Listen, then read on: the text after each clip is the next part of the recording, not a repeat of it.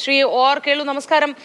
വയനാട്ടിലെ വളരെ അപ്രതീക്ഷിതമായി ഇതുപോലൊരു വലിയ ദുരന്തം ഉണ്ടായിരിക്കുകയാണ്. സൈന്യത്തിന്റെ സഹായമടക്കം തേടുന്ന കാര്യങ്ങൾ പരിഗണനയിൽ ഉണ്ട് എന്നറിയുന്നു. ഇനി തുടർന്ന് എന്തായിരിക്കും ഉള്ള നീക്കങ്ങൾ? സൈന്യത്തിന്റെ സഹായം തേടുന്നുണ്ടോ? അതെ, ഞാനിപ്പോ തിരുവനന്തപുരത്താണ് ഉള്ളത്. അപ്പോ മുഖ്യമന്ത്രിയായിട്ട് സംസാരിച്ചു. അതിന്റെ അടിസ്ഥാനത്തിൽ ഞാനും റവന്യൂ മിനിസ്റ്ററും അതുപോലെ തന്നെ പൊതുമരാമത്ത് വകുപ്പ് മന്ത്രിയും അങ്ങോട്ട് രാവിലെ ഹെലികോപ്റ്ററിൽ അങ്ങോട്ട് പോവുകയാണ്. അവിടെ എത്തിക്കഴിഞ്ഞതിന് ശേഷം നമ്മൾ ആ സ്ഥലത്തേക്ക് പോകും. പക്ഷേ അവിടെ നിന്ന് ലഭിക്കുന്ന വിവരം എന്ന് പറയുന്നത് കുറച്ച് ആൾക്കാർ മരണപ്പെട്ടു എന്നുള്ള ഒരു വിവരമാണ് നമുക്ക് ലഭിക്കുന്നത്. അതേപോലെ തന്നെ ആ പ്രദേശത്തേക്ക് എത്തിച്ചേരാനുള്ള ഒരു പാലം തകർന്നതും രക്ഷാപ്രവർത്തനത്തിന് ഒരു തടസ്സമായി നിൽക്കുന്നതും മനസ്സിലാക്കാൻ വേണ്ടി സാധിക്കുന്നു. പക്ഷേ അവരെ രക്ഷപ്പെടുത്തണം എന്ന് പറഞ്ഞിട്ട് ഹെലികോപ്റ്ററും മറ്റ് സഹായം വേണമെന്നാണ് ജില്ലാ കലക്ടറും അതേപോലെ തന്നെ അവിടുത്തെ ഈ പ്രദേശവാസികളൊക്കെ ആവശ്യപ്പെടുന്നത്. അപ്പോൾ ആ മാർഗം സ്വീകരിക്കാനുള്ള ഒരു നടപടി നമ്മുടെ സൈന്യമായിട്ട് ബന്ധപ്പെട്ട് വരികയാണ്.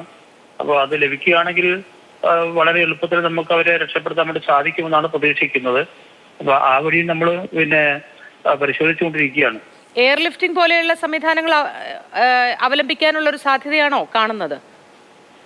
അത് എന്താണെന്നുള്ള സ്ഥിതി നമുക്ക് മനസ്സിലാക്കാൻ വേണ്ടി സാധിക്കുന്നില്ല. അതിപ്പോ നമ്മൾ കൃത്യമായിട്ട് അത് എങ്ങനെ എന്താണ് ചെയ്യാന്നുള്ളത് നമുക്കിപ്പോ മനസ്സിലാക്കിയാലേ പറയാൻ വേണ്ടി സാധിക്കുമോ? അങ്ങനെ ആവശ്യം വന്നു കഴിഞ്ഞാൽ ആ കാര്യങ്ങൾ പരിശോധിക്കേണ്ടതായിട്ട് വരും. തീർച്ചയായിട്ടും. മറ്റ് എന്തൊക്കെ കാര്യങ്ങളാണ് ഇതിന്റെ ഈ ഒരു ദുരന്തം ഉണ്ടായതും അതുപോലെ മഴ കനത്തതുകൊണ്ട് മറുകരയിലും ഒക്കെ ഉള്ളവർക്കും പ്രശ്നങ്ങളുണ്ട്, ജില്ലയിൽ ഒന്നടങ്കം ദുരിതങ്ങളുണ്ട്. ഇതുമായി ബന്ധപ്പെട്ട് എന്തൊക്കെ കാര്യങ്ങളാണ് സർക്കാരിന്റെ ഭാഗത്തു നിന്നുണ്ടാവുക? അതെ, ഇപ്പൊ നമ്മൾ ഇത്തവണ നമ്മൾ കേരളത്തിൽ അങ്ങോളം ഇങ്ങോളം പൊതുവെ ഏകദേശം 2 ആഴ്ചക്കാലോളം തുടർച്ചയായി നീണ്ടു നിൽക്കുന്ന ഒരു കാലവർഷമാണല്ലോ നമുക്ക് അനുഭവപ്പെട്ടിട്ടുള്ളതാണെങ്കിൽ കാണാൻ വേണ്ടി സാധിച്ചിട്ടുള്ളത്. പക്ഷേ അതിന്റെ ഫലമായിട്ടാണ് ഈ വിഷയങ്ങളൊക്കെ ഉണ്ടായത് എന്നുള്ളത് നമുക്ക് തീർച്ചയായിട്ടും നമുക്ക് പറയാൻ വേണ്ടി സാധിക്കും. പക്ഷെ കഴിഞ്ഞ ആഴ്ച നമ്മൾ മുൻകരുതൽ എന്ന നിലയ്ക്ക് നമ്മൾ എല്ലാ കുടുംബത്തെയും നമ്മൾ ദുരിതാശ്വാസ ക്യാമ്പിലേക്ക് നമ്മൾ മാറ്റി പാർപ്പിച്ചിരുന്നു. ആ മാറ്റി പാർപ്പിച്ചു കഴിഞ്ഞ് ഒരു 2-3 ദിവസത്തേക്ക് മഴ കുറഞ്ഞു.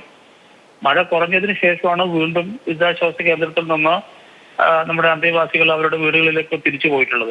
പക്ഷേ 3 ദിവസം കഴിയുമ്പോൾ വീണ്ടും മഴ ശക്തമായി തിരിച്ചു വരുന്ന ഒരു സ്ഥിതിവിശേഷമാണ് ഉണ്ടായിട്ടുള്ളത്. അപ്പോൾ ഈ ഒരു 2 ആഴ്ചക്കാലം തുടർച്ചയായിട്ട് വന്നിട്ടുള്ള ഈ അതിശക്തമായിട്ടുള്ള മഴയുടെ ഫലമായിട്ട് തന്നെയാണ് ഈ ഉരുൾപൊട്ടലും മറ്റു ദുരന്തങ്ങളൊക്കെ ഉണ്ടായിട്ടുള്ളത്.